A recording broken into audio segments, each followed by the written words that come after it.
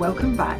Today I'm going to go off on a little bit of a tangent and have a bit of a rant. It's a little bit different for me to do that, however, feeling a little bit passionate today because we've just done our tax return and I just wanted to bring this to the table to you. So a few episodes back I gave you an example of a great property that we own in our portfolio and how making one little decision and one particular investment could make a massive difference to your life over the long term. Now I'm going to share another story with you, again about a property in our portfolio, which again has done really well for us over the years. It's been a brilliant property. It's a beautiful 6-bedroom, double fronted Victorian HMO property. Now an HMO is a house in multiple occupation, which means that it's rented out by the room. And this particular property is a student HMO. And, you know, compared to other people who have all sorts of interesting experiences with students, we've always had a great experience letting out this property. So thank you for that. And we've always been able to make decent money out of that property. We set it up really well. We've kept it really well. We've refurbished it and we've done repairs when needed, of course. And that property has been a really good part of our asset base. And I will still absolutely advocate property as a fantastic way to build wealth over time. However, this story is to highlight when you need to take notice, when you need to just stop and see, where do I need to make a tweak? Where do I need to make a change? Where do I need to make a big decision about whether I hold or sell a particular property?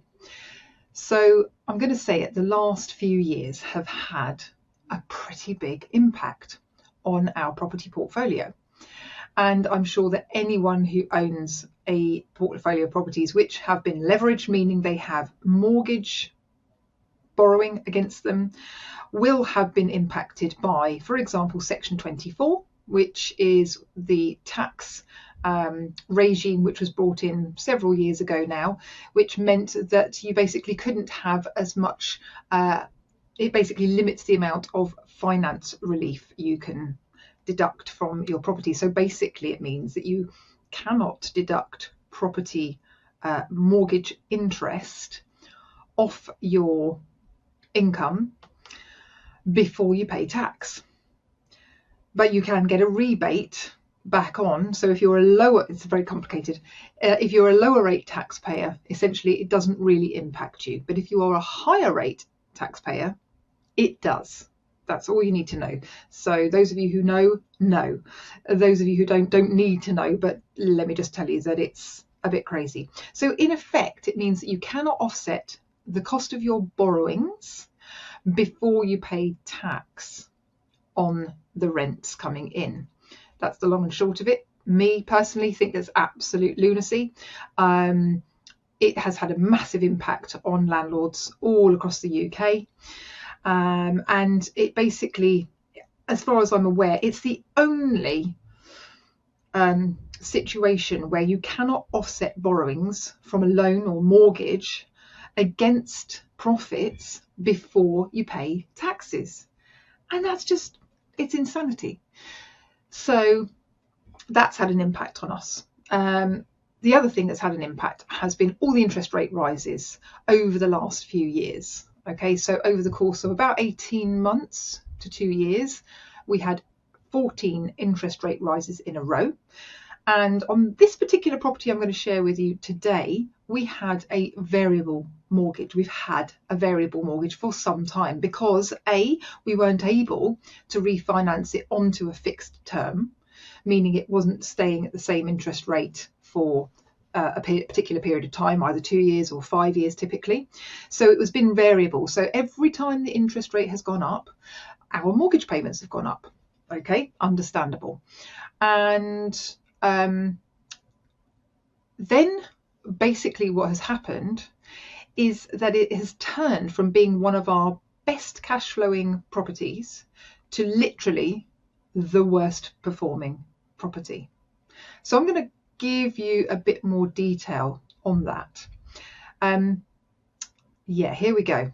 So we bought the property in 2008 for £325,000. It's up in Sheffield, and as I said, it's a double fronted 6-bedroom HMO property. It's lovely, really nice property. And back in 2008 we had the credit crunch. So just after we bought this property, everything went, if you remember, if you were around in those days and you were actively buying properties or involved in the property market, it was all pretty messy.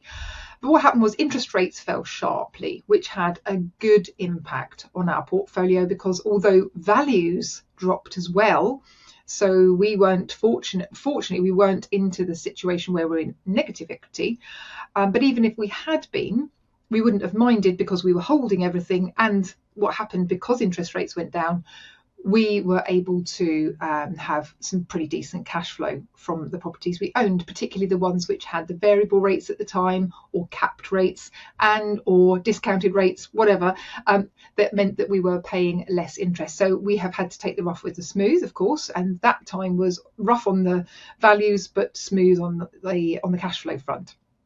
So I think on the best months, that property cash flowed £1,125 a month, meaning that was our profit from that particular property, which is pretty decent. I think you'll agree. That lasted for a couple of years at that sort of level. And then it kind of came down to around about £600 to £700 a month rent when we had to refinance, and the rates were higher, and etc. etc. So we were positively impacted by the credit crunch in that sense. But then things started to even out a little bit, and the cash flow on a 6-bedroom HMO receiving £600 to £700 a month profit is pretty okay. It's pretty decent, £100 a room pretty much. And after all expenses, once we've done the cash flow calculations on the whole time that we've held it, it's been around about £500 a month, including all the repairs and refurbishment that we've had to add to the property over the years. So again, not too shabby, right? So now that we have the Section 24, which is basically 40% tax over and above the higher rate threshold, so over and above the lower rate tax threshold, of which 20% of the mortgage costs can come back. Again, a little bit complicated, but we've got this situation where higher taxpayers, and we have been impacted by Section 24, and we've had 14 interest rate rises in a row. We now find ourselves on that particular property at minus £600 a year, which is minus £50 a month. Minus £50 a month. So let's just take that in for a second. Okay. So we're paying £50 a month for people to live in our property. Okay. Let me think about that for a second. Does that work anymore? Okay. No, not really. We are a business at the end of the day. We are not a charity. And yes, we've had the heydays. We have had the high times, and now we're experiencing the lower times, certainly in the context of this particular property and the situation with the interest rates on the mortgage. So it makes me question. It really does make me question if this is the case. And I'm not being funny, but the banks and the government must know that this is having an impact on landlords. They have to. Of course they do. Why is this the case? Why are they so against us? Why are they hell-bent, it seems, and this is my rant bit, on basically having us landlords over a barrel, really? That's how I feel about it, when they actually need us more than ever.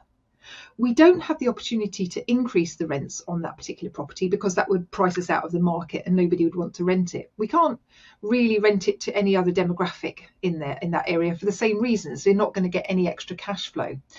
The only thing we could do potentially would be to completely reconfigure the property, add lots of ensuite bathrooms, really do it up to the nines. But that would mean chucking a lot of money again at the property, and it would take quite a while to get our money back if we did that. So we're faced with, an interesting proposition. But it means that if we do decide to sell that property, that 6 people, unless another landlord buys it, 6 people are going to be made, there's going to be a property which is minus 6 people in the community able to live in that property. Okay, it's quite likely that a family would come and live in it. Okay, or it may be that another landlord comes in and is able to buy it for cash, for example, and isn't too bothered about the finance charges. But it's just interesting because it just, it depends on who would take that property on as to whether it would still be a viable property for somebody else to rent. So it just makes you wonder, why are they creating this impossible situation for landlords? Literally, landlords have been exiting the market in droves over the last few years. And, the amount of properties for rent, that's why rents are going sky high, because the amount of supply of decent properties has gone massively down because people are exiting. Therefore, the rents are going higher because there's such a shortage of decent properties. And it just, if the banks really want to make things hard for people, then you've got to wonder why. Like I say, is it for their own purposes? I mean, for example, Lloyds have already said that they want to be the biggest landlords in the UK by 2030, owning 50,000 properties. How can they do that? I wonder. Perhaps make it harder for everybody else. Anyway, I digress slightly from the point I'm trying to make. So we have two options now. We can either sell this property, and it hasn't gone up massively in value, to be honest, since the time we've owned it. We've owned it now for 16 years. And so we could sell it for around about £390,000 to £400,000, which is not a huge capital gain in that time, but we have had good cash flow. We'd have to pay capital gains tax, of course, and depending on what happens in the budget in November, that could be a heck of a lot more than we would have to pay at the moment. So let's see what happens with that. But we'd get our original investment back, minus the fees, minus capital gains tax, and then we could literally reinvest elsewhere. And to be quite honest with you, I think we could do a bit better than minus £50 a month. What do you reckon? Yeah, I think so. Or the other option is to keep it and refinance it onto a fixed rate deal. So we have looked into that option because that has become an option over the last 6 months, but we haven't been sure about what we're doing the property, therefore we hadn't fixed it until this point. So we have the option to fix it for another 5 years, the interest rate, and essentially we could get an interest rate of about 5%. I think it's 4.99 that we've been quoted. It had the product for the mortgage has an arrangement fee of, are you ready for it? £7,700. Get in there. We love that. A fee of £7,700. Right, moving on. We could obviously add that to the loan if we prefer, therefore we'd be paying interest in it for ad infinitum. And of course, the mortgage has a product valuation fee of £790 payable up front. So the product of this would mean that we'd have an extra £400 a month cash flow because it would reduce our mortgage costs by £400. So therefore, we'd go from being minus 50 to plus 350. Get in there. Okay, certainly better than the current situation. But actually, it seems like perhaps selling up, getting a decent chunk of money back and investing elsewhere is perhaps the better option at the moment. So don't get me wrong, I'm having a bit of a rant. I still massively believe in property. I still have loved owning this property and, putting our heart and soul into it. It's a gorgeous property. We'd actually love it. And, if we lived up there, we would live in it ourselves. It's lovely. And we know it's provided great accommodation for the tenants we've had. We've housed literally dozens of people over the years in that particular house. And we're going to obviously still keep going because other properties that we do own are still working and they're still working very, very well. But it's interesting because with these changes that go on in the market, you do have to keep a close eye on your bottom line. If you're not aware of your financial situation with any particular asset that you own, particularly property, something which is a more active income, then you're going to be doing yourself a disservice. So please, if you do own property, make sure you're looking at the bottom line, not just the top line figure of what the rent is coming in minus, various bits and pieces, expenses, what have you. Make sure that you're getting the real bottom line figures. We have done across our entire portfolio an average of how much monthly operating expenses are per property, and that's been a really useful exercise to make sure we have the right calculation in. You can do it either per property, or you can do it as an average of your entire portfolio. And you can take that, especially if you have a historic record, you can take that over the course of the last 5, 10, 15, however long years you've owned those properties, and average those expenses out to get your bottom line. But the most important thing is just to be aware and keep on top of things. So, rant over. I'd love to know what your thoughts are. If you've got anything else you want to add, if you have the ability to leave a comment below, please do. Or, if you're watching on YouTube, then you can easily do that. If you're listening on the podcast, then perhaps it might be a little bit of a different way, but you can always get in touch with me. My website is the-freedom-club.com, and you can pop us a message there, or you can get in touch via social media. So if you've got anything else you want to add, anything else you want to ask, just let me know. I hope that's been an interesting one, though, because you've got to be real. You've got to share what's going on in your world. And it just so happened that we'd done our tax return today, and this one particularly came out. I was like, right, gonna go for it, gonna get that out there. Just an interesting take on how your best performing property can turn into your worst, and what you can do about it, and just makes you think, right? Just makes you think. So, rant over. See you next time.